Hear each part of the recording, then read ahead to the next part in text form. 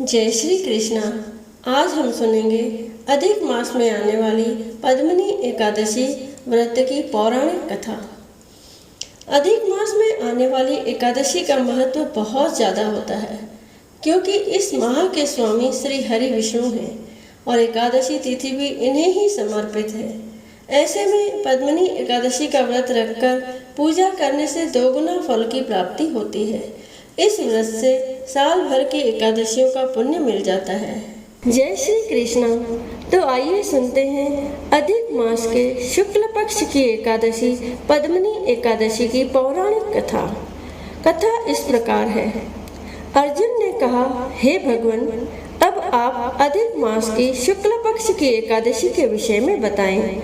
उसका नाम क्या है तथा व्रत की विधि क्या है, इसमें किस देवता की पूजा की जाती है और इसके व्रत से क्या फल मिलता है। श्री कृष्ण बोले, हे पार्थ, अधिक मास की एकादशी अनेक पुण्यों को देने वाली है। उसका नाम पद्मिनी है। इस एकादशी के व्रत से मनुष्य विष्णु लोक को जाता है। यह अनेक पापों को नष्ट करने वाली तथा मुक्ति और भक्ति प्रदान करने वाली है। इसके फल व गुणों को ध्यान पूर्वक सुनो। दशमी के दिन व्रत शुरू करना चाहिए। एकादशी के दिन प्रातः नित्य क्रिया से निवृत्त होकर पुण्य क्षेत्र में स्नान करने चले जाना चाहिए।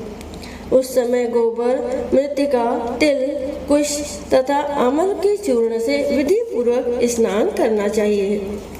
स्नान करने से पहले शरीर में मिट्टी लगाते हुए उसी से प्रार्थना करनी चाहिए। हे मृतिके, मैं तुमको नमस्कार करता हूँ। तुम्हारे स्पर्श से मेरा शरीर पवित्र हो। समस्त औषधियों से पैदा हुई और पृथ्वी को पवित्र करने वाली तुम मुझे शुद्ध करो। ब्रह्मा के थूक से पैदा होने वाली तुम मेरे शरीर को छूकर मुझे पवित्र करो। हे शंख चक्र गदाधारी, देवों के देव जगन्नाथ, आप मुझे स्नान के लिए आज्ञा दीजिए।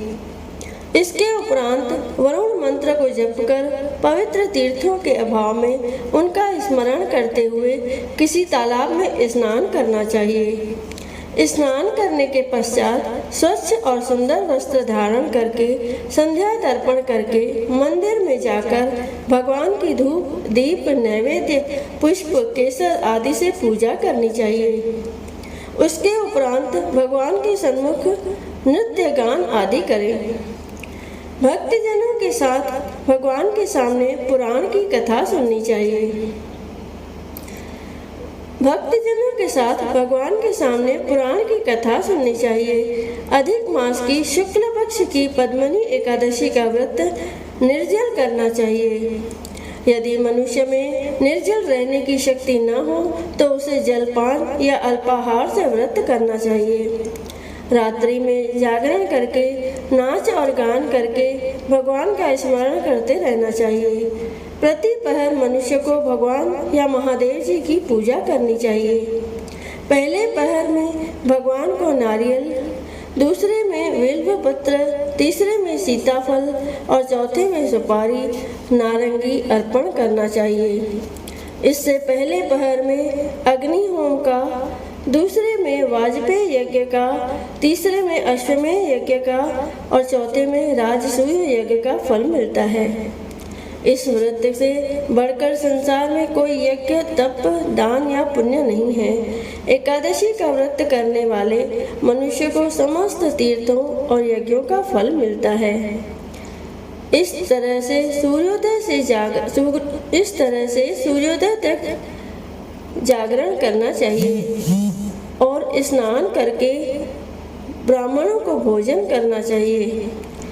इस तरह से सूर्योदय तक जागरण करना चाहिए और स्नान करके ब्राह्मणों को भोजन कराना चाहिए।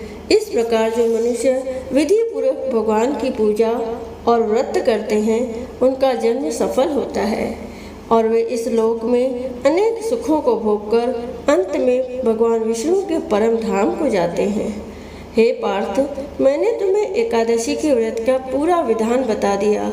अब जो पद्मिनी एकादशी का भक्ति पूर्वक व्रत कर चुके हैं उनकी कथा कहता हूँ, ध्यान पूर्वक सुनो। एक सुंदर कथा। पुलस्त्य जी ने नारद जी से कही थी। एक समय कार्तवीर्य ने रावण को अपने बंदी गृह में बंद कर लिया। उसे मुनि पुलस्त्य जी ने कार्तवीर्य से विनय करके छुड़ाया।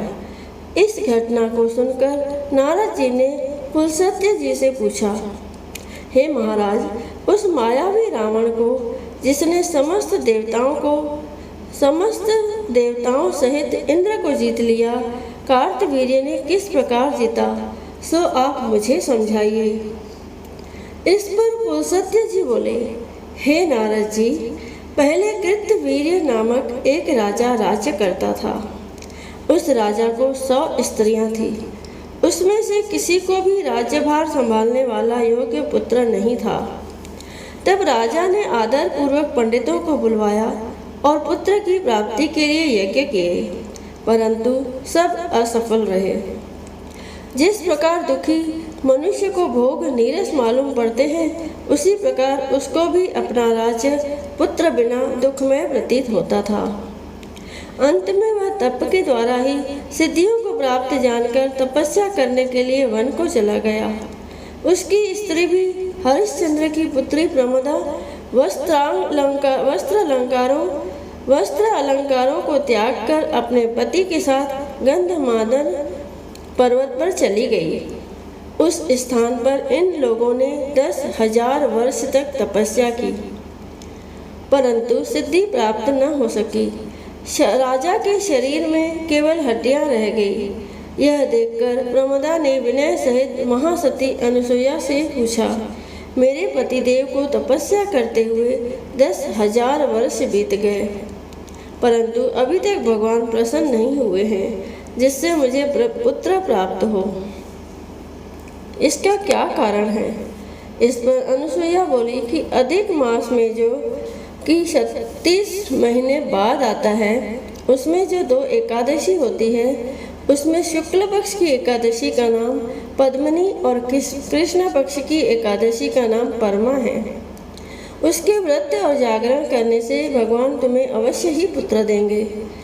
इसके पश्चात अनसुईया जी ने व्रत की विधि बतलाई। रानी ने अनसुईया की बतलाई विधि के अनुसार एकादशी का व्रत और रात्रि में जागरण किया।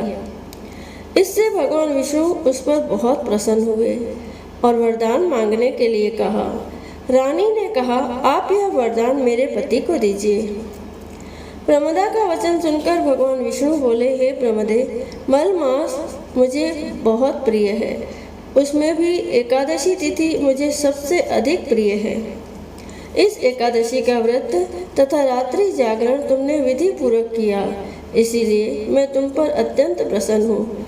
इतना कहकर भगवान विष्णु राजा से बोले, हे राजेंद्र, तुम अपनी इच्छा के अनुसार वर मांगो, क्योंकि तुम्हारी स्त्री ने मुझको प्रसन्न किया है।